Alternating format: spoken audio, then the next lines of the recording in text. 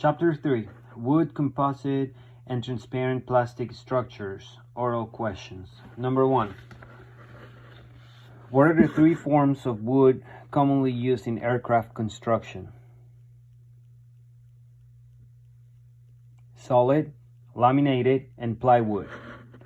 Number 2. What type of wood should be used when splicing or reinforcing plywood webs?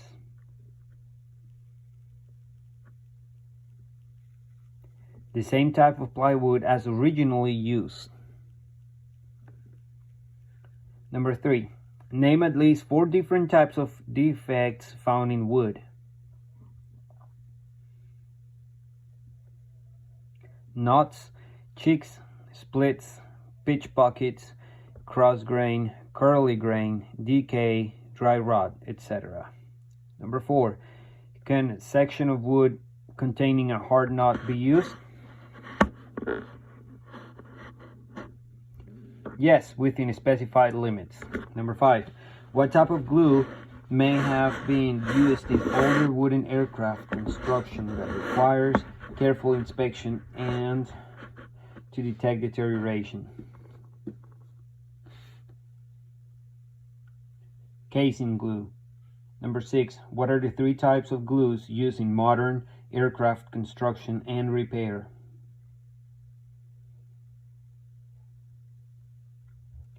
Resorcinol glue, phenol formaldehyde glue, and epoxy resin glue. Number 7.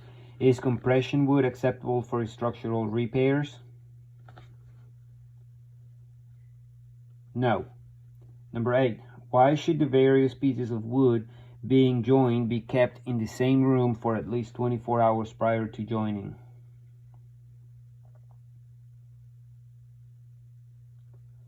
To allow the moisture content to equalize, thereby minimizing dimensional changes in the wood.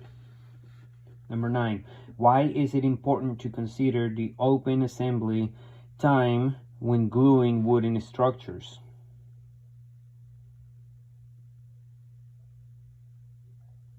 If the maximum open assembly time is exceeded, the joint may fail, since the glue may begin setting up before the joint is assembled. Number 10. Why is it important to apply the proper clamping pressure to a glue joint?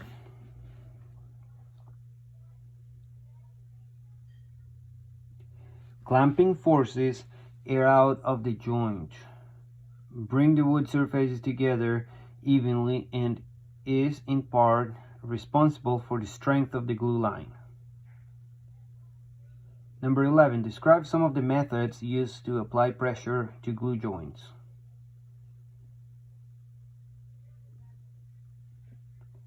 Clamps, nailing strips, power presses, brads, nails, and small screws.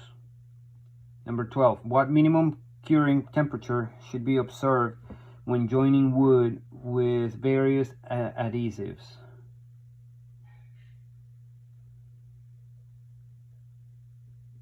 (70 degrees Fahrenheit or as specified by the glue manufacturer). Number 13.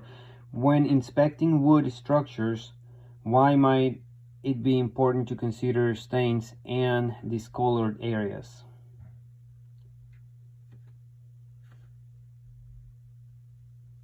Stains and discoloration usually accompany decay and or rot. Number 14. Describe the acceptable methods used to repair elongated bolt holes found in wooden wing spars.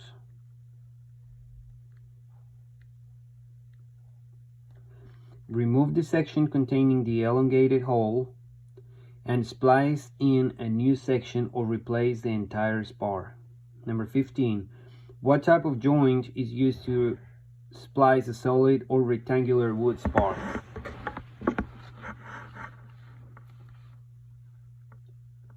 A scarf joint. Number 16. In what areas are splices to a wood spar prohibited?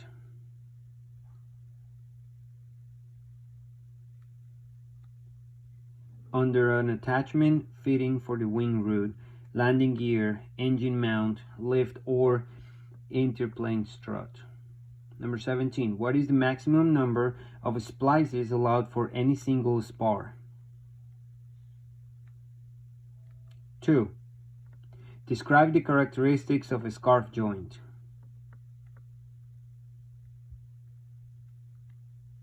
The pieces to be joined are tapered or beveled on a slope of 1 to 10 or 1 to 12. Number 19. Why must be beveled cut? Why must the bevel cut be accurate on both pieces of wood being repaired with a scarf joint? The two pieces must match exactly to ensure a tight glue joint. Number 20. What are the two primary uses for plywood in aircraft construction?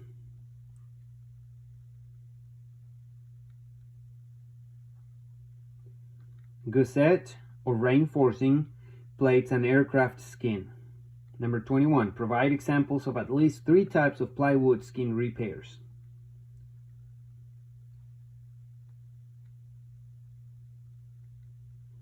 Splayed patches, surface patches, plug patches, and scarf patches. Number 22. What type of patch should be used to repair small holes in thin plywood skin if the skin is less than 1/10 inch thick?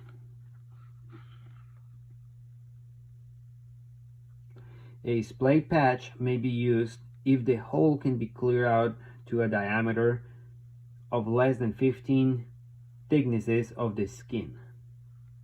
Number 23. What should be done to prevent a plywood patch and the pressure plate from sticking together if glue is extruded from the joint?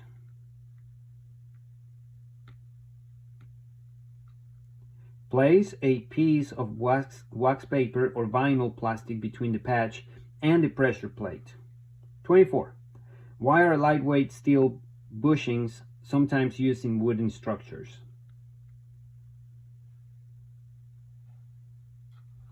Bushings prevent the wood from being crushed when bolts are tightened. 25. What is the purpose of large surface area washers when used on wooden structures?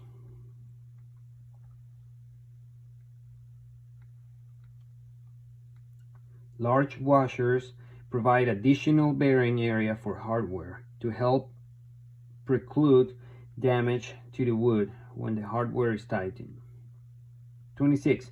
Name several facing and core materials used in bonded honeycomb structures intended for special applications.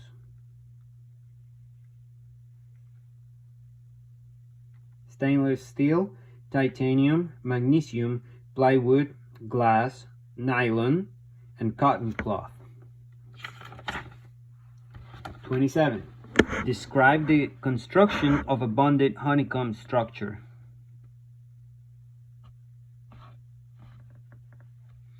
It is a laminated structure that has a solid facing bonded to either side of the core, consisting of open 6-sided cells. 28. What must be done with a damaged area in a bonded honeycomb structure prior to beginning repairs?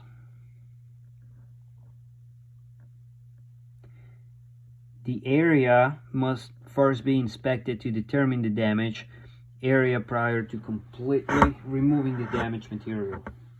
29. A drill bit used for drilling composites should operate at approximately what speed? Use an air-driven tool capable of a free speed of up to 20,000 RPM. 30. What are the most common causes for delamination of a composite structure?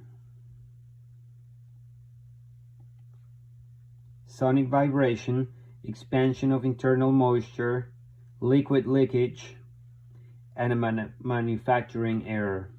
31. What type of defect in or damage to a bonded honeycomb structure can be repaired using the potted repair method?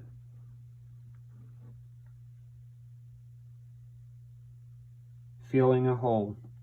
32. Name some of the factors that cause crazing in a transparent plastic windows and windshields.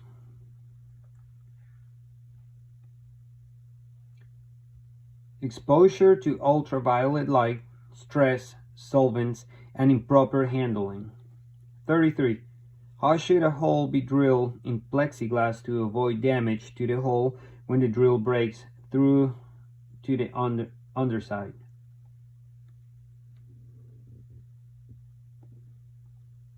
Back up the plastic with a piece of wood and feed the drill slowly.